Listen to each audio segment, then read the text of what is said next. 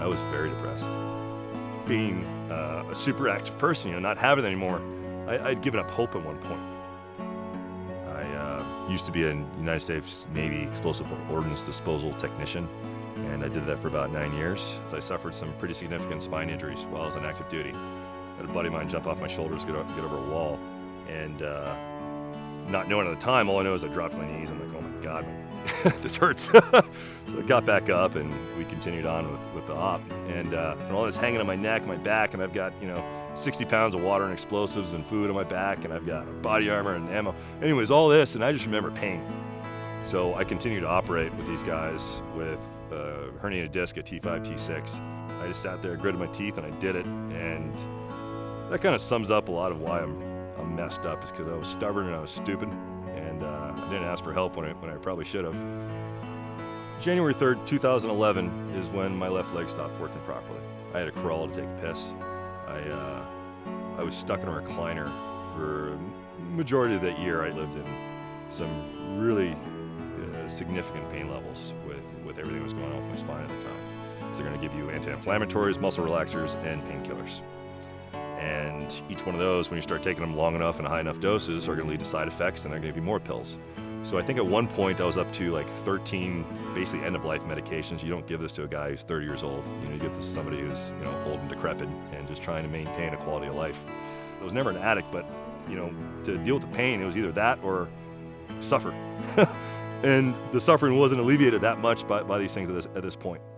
They had me seeing a psychiatrist for depression. Of course, the psychiatrist wants to prescribe pills. And at this point, I was so desperate, I was like, I'll take anything. You tell me if it'll help. If you tell me it'll lower the pain, I'll take it right now, okay? So this guy gives me a pill called Seroquel, which is an SSRI. It's an antidepressant pill. And it's a pretty aggressive one on that, but he says, hey, this might help you sleep. And I remember taking this pill, just being like, okay, maybe this will knock me out. And I remember about 8:30 at night, that pill kicked in. And I remember, no matter where I've been in my life, no matter how hard the situations have been, there's always been like this light at the end of the tunnel. And for the first time in my life, that light went out. And all I saw was just despair and blackness, and I don't know if it had something to do with the pill or if it was a combination of that, but I've never thought about killing myself. But that night I grabbed my .40 cal out of the drawer, I put it in my head, and I was done. I was like, what's the point? Every single doctor that I talked to told me, find new hobbies. You've got a new life ahead of you. Anything you've done your whole life, it's over. Not one person gave me hope. And that night it all manifested. And I had my finger on the trigger, and I was literally about 2 seconds from pulling it. My girlfriend rushed in and yanked it out of my hand. Adrian Gagliardi saved my life.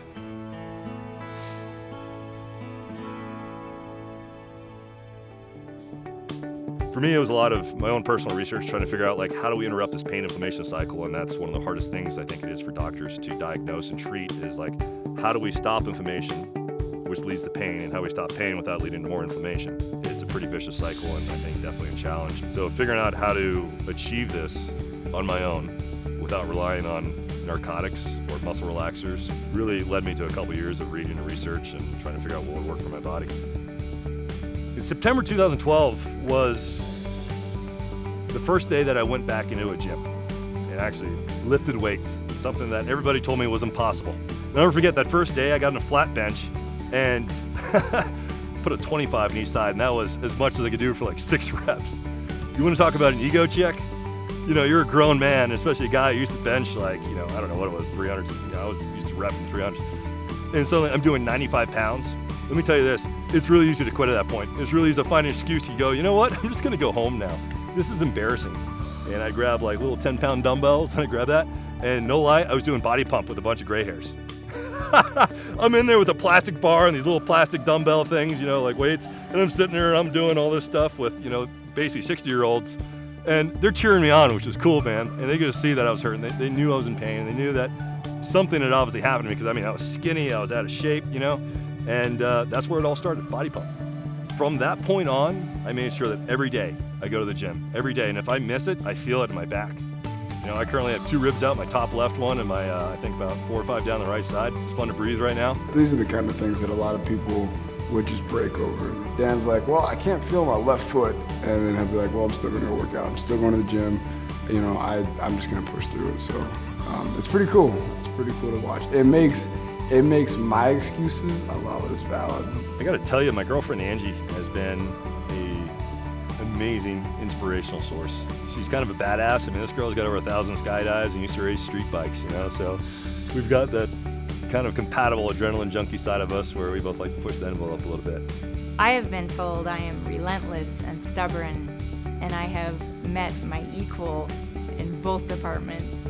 He might even have me beat. Having somebody like that, knowing they have my back, knowing that they're gonna push me forwards, knowing that that honestly, like, she makes me want to be a better person. It sounds so cliche, but it's absolutely true, and I've never met somebody in my life like that. The fact that not only is he off of all the medications and painkillers and walking without assistance, he's developed strength. It's inspiring for me because I'm not able to make excuses around him. You know, I just got to be feet and try to keep up with that guy. The guy that's broken and can't get out of bed some days, I got to keep up with. So it's pretty cool. I believe the only way to overcome true suffering is in a way to become selfless. With Complete, I found a company that I was like, you know what? I can deliver people real products, real quality, real results, and you're not going to get any hot air. And I really like that approach. I'm a pretty blunt person. And if there's one thing that I admire tremendously about this particular business is knowing that I've left the world just a little bit better. One of the worst things you can ever do is feel sorry for yourself. You'll just end up in a black pit of despair and you will not climb out of it. And God knows I spent enough time doing that. If you want to help yourself, change your mind. Find a direction, set a goal, draw a line in the sand, and walk until you cross that line, then draw another one.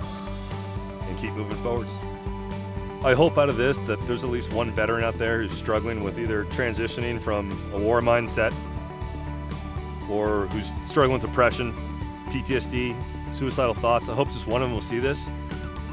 Pick up your phone and call one of your brothers. I don't think there's anything more powerful on the planet that you can do for any of those guys that you deployed with. I don't think there's anything better that'll make you feel good here and here than telling those guys how you feel, because those guys, we're not good at that. We're horrible at it.